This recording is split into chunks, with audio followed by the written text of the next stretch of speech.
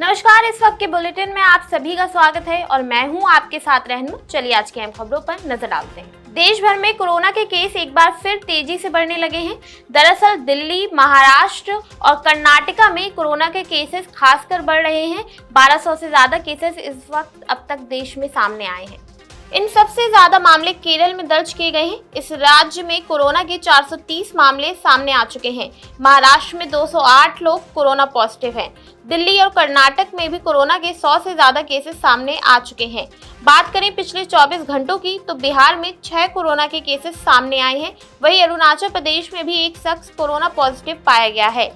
Corona के बढ़ते मामलों की सबसे बड़ी वजह JN.1 वेरिएंट है। ये ओमिक्रॉन का ही सब वेरिएंट है। पंजाब के चंडीगढ़ में भी कोविड-19 संक्रमण से पहली मौत का मामला सामने आया है। मरीज को 4 दिन पहले सांस लेने में परेशानी की दिक्कत हुई थी, जिसके बाद उसे अस्पताल में इमरजेंसी में भर्ती कराया गया था। डॉक्टर ने जब कोविड टेस्टिंग की तो वो पॉजिटिव पाए गए। इसके बाद उन्हें अस्पताल में एडमिट किया गया था। JN.1 वेरिएंट की सबसे बड़ी परेशानी है कि ये लोगों के बीच काफी जल्दी फैलता है। इसमें एक्स्ट्रा म्यूटेशन है जो कोशिकाओं में प्रवेश करने और इम्यून को कमजोर करता है। कई डॉक्टरों का मानना है कि JN.1 वेरिएंट इतनी खतरनाक नहीं है और लोगों को पैनिक होने की अभी जरूरत नहीं है। उमस भरी गर्मी से परेशान दिल्ली, हरियाणा और पंजाब के लोगों को आज राहत मिल सकती है। दरअसल मौसम विभाग ने कहा है कि आज बारिश और आंधी आने की संभावना है। आज शाम को इन राज्यों में धूल भरी आंधी के साथ हल्की बारिश की संभावना है। इससे तापमान में 5 से 6 डिग्री की गिरावट आ सकती है। उधर दक्षिण पश्चिम के मानसून की वजह से दक्षिण भारत, खास तौर पर तटीय राज्यों में तबाही की स्थिति है।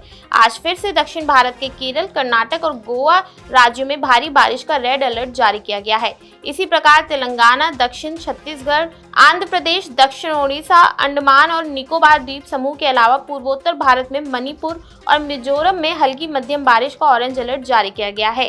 भारतीय मौसम विभाग की ताज़ा बुलेटिन के मुताबिक आज से पूर्वोत्तर भारत, खास तौर पर नागालैंड, मणिपुर और मिजोरम राज्यों में बारिश की तीव्रता जो है वो बढ़ सकती है। इसी क्रम में ओडिशा, उत्तर छत्तीसगढ़, मध्य महाराष्ट्र, विदर्भ, मराठवाड़ा, दक्षिण पश्चिम मध्य प्रदेश, झारखंड, गुजरात और दक्षिण पूर्व राजस्थान में हल्की बारिश की संभावना जताई है। मौसम विभाग के मुताबिक यूपी, बिहार से लेकर पंजाब, हरियाणा तक आज आंधी पानी की पूरी संभावना है। हालांकि राजस्थान के बड़े हिस्से, खासतौर पर पश्चिम राजस्थान में भीषण गर्मी और लू का कहर भी देखने को मिलेगा।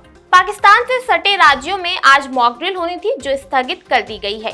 ये मॉक ड्रिल गुजरात, राजस्थान, हरियाणा और चंडीगढ़ में होनी थी ऑपरेशन सील्ड के नाम से। बुधवार देर शाम प्रशासनिक कारणों की वजह से फिलहाल ये मॉक ड्रिल टाल दी गई है। इस संबंध में सभी सिविल डिफेंस कंट्रोलर्स और संबंधित विभागों को निर्देश जारी करने को कहा गया है।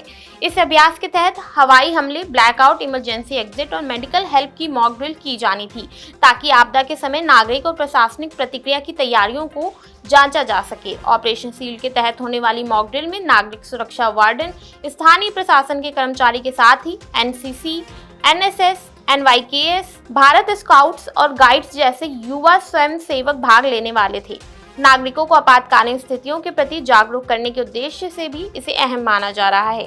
बता दें, इससे पहले बीते 7 मई को ऑपरेशन सिंदूर के चंद घंटे पहले सरकार ने देश भर के 244 जिलों में पहली बार सिविल डिफेंस अभ्यास कराया था। इस दौरान ब्लैकआउट ड्रिल, हवाई हमले के सायरन, निकासी प्रक्रिया के साथ ही जनता को जागरूक करने जैसे अभ्यास किए गए थे।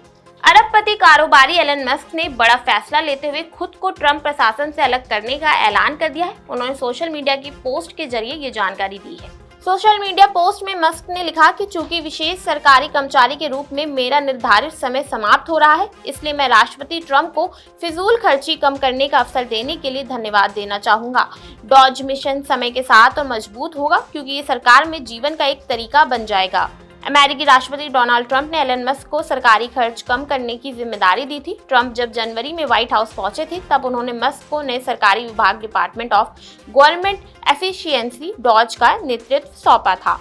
हाल ही में मस्क ने राष्ट्रपति ट्रंप के बड़े सुंदर बिल की आलोचना भी की थी। मस्क ने कहा था कि वह इस बिल से निराश हैं। मस्क ने इसे एक बहुत बड़ा व्यय विधायक बताया था और कहा था कि ये संघीय घाटों को बढ़ाता है और उनके सरकारी दक्षता विभाग, जिसे डॉज के नाम से जाना जाता है, के काम को कमजोर करता है।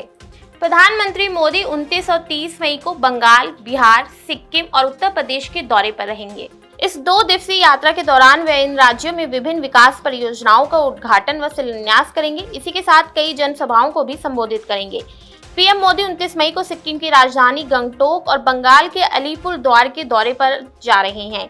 सिक्किम में वे राज्य के 50 वर्ष पूर्ण होने के अवसर पर आयोजित स्वर्ण जयंती समारोह में शामिल होंगे, जबकि अलीपुरद्वार में विभिन्न विकास परियोजनाओं का शिलान्यास और उद्घाटन करेंगे। सूचना कार्यालय की ओर से जारी एक बयान में कहा गया है कि प्रधानमंत्री सरकारी समारोह के दौरान अलीपुरद्वार और कूच बिहार जिलों में 1010 करोड़ रुपए से अधिक की शहर गैस वितरण परियोजनाओं की आधारशिला रखेंगे।